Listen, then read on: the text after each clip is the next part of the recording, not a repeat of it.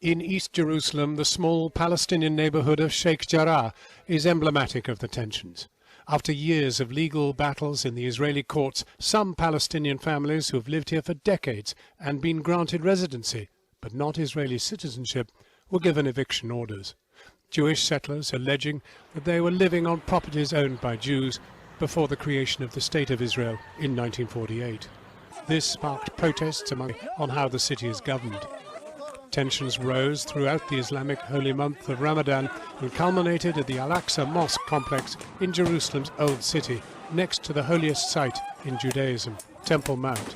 This place, with huge religious and national significance, was where thousands of worshippers at last Friday's prayers were met with a heavy Israeli police presence.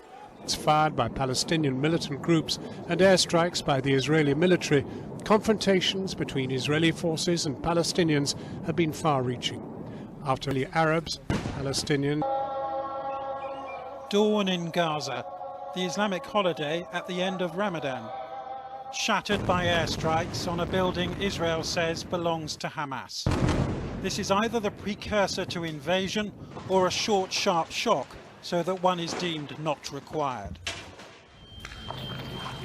Palestinians walked dazed among the rubble on a day when they would usually be shopping or eating out. No chance of that further south in Khan Yunis. The funeral, 18 children have been reported killed so far. To the Israelis, they were human shields used by Hamas. To the Palestinians, their deaths are just the latest violation of international.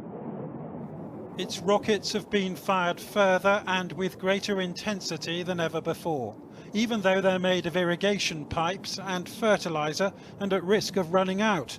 Hamas has shown it can spread terror across Israeli cities.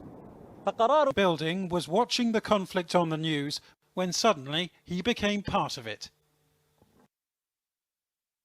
In Sderot, which is close to Gaza, a 5-year-old Israeli boy. These pictures, released by Israeli police, show Palestinian Arabs riot. Have been struck and at least 83 Palestinians are reported to have died.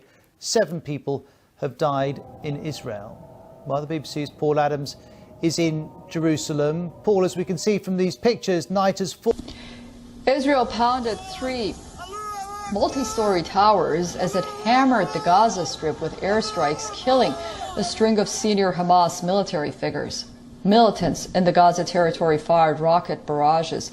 Dozens have died in the worst violence since a 2014 war with no resolution in sight.